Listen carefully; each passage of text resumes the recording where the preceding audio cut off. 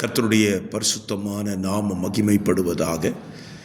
ஆசீர்வாதமான ஒரு நல்ல காலவெளியிலேயும் அனுதினம் அண்ணா என்ற வேத தியானத்தின் வழியாக உங்களை சந்திப்பதில் மிகுந்த சந்தோஷம். கிருபையாய் கர்த்தர் தந்த ஒரு நல்ல நாளுக்காக கர்த்தரை துதிப்போம். இந்த நாள் ஆகஸ்ட் மாதம் 22 சனிக்கிழமை. இந்த காலவேளை தியானத்திற்காக நீதிமொழிகள் 22:28 உன் பிதாக்கள் நாட்டின பூர்வ எல்லைக்குறியை மாற்றாதே. 23ஆம் அதிகாரத்திலையும் இப்படி ஒரு வசனம் இருக்கிறது, பூர்வ எல்லைக்குறியை மாற்றாதே. நம்முடைய ஆண்டவராகிய தேவன் இஸ்ரவேல் ஜனங்களுக்கு கானான் தேசத்தை பங்கிட்டு கொடுக்கும்போது ஒவ்வொரு கோத்திரத்துக்கும் ஒவ்வொரு எல்லைகளை குறித்திருக்கிறார். எல்லைகளை குறித்து தான் அவர்களுக்கு இடத்தை பங்கிட்டு கொடுக்க சொன்னார். இதை நீங்கள் யோசுவாவின் புஸ்தகத்திலே வாசிக்க முடியும். ரூபன் என்றால் அவனுக்கு இந்த எல்லை வரைக்கும் இடம் என்று சொல்லி கொடுத்திருப்பார். அதை அவர்கள் தாண்டக்கூடாது என்பது தேவனுடைய பிரமாணம்.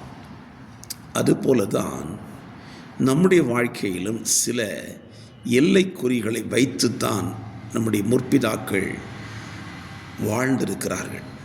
குடும்பத்திற்கு ஒரு எல்லைக்குறி இருக்கிறது, வாழ்விற்கு ஒரு எல்லைக்குறி இருக்கிறது. இதை நாம் மாற்றக்கூடாது. பல நேரங்களிலே நம்முடைய வசதிக்கு தகுந்தாற் போல நாம் காரியங்களை மாற்றிக்கொள்கிறோம். தேவன் குறித்த ஒரு எல்லைக்குறியை உங்களுக்கு இந்த காலவேளை சொல்லுகிறேன்.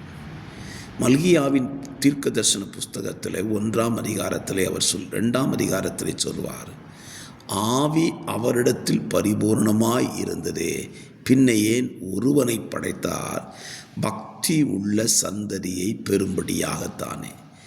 தேவன் குடும்பத்திற்கு ஒரு எல்லைக்குறியை வைத்திருக்கிறார். பாருங்கள், ஒருவனுக்கு ஒருத்தி என்பதுதான் தேவனுடைய பிரமாணம்.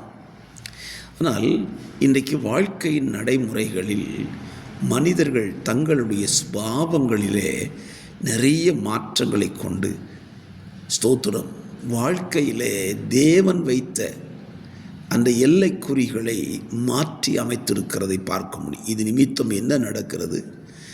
தேவ நாமம் தூஷிக்கப்படுகிறது, சமுதாய சீர்கேடுகள் வருகிறது.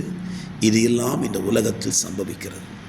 இன்றைக்கு இந்த வார்த்தையை கேட்கிற அருமையான கர்த்தருடைய பிள்ளைகளே, பிதாக்கள் நாட்டின பூர்வ எல்லைக்குரிய அவர்களாய் நாட்டவில்லை, தேவன் அவர்களுக்கு சொல்லிதான் நாட்டியிருக்கிறார்.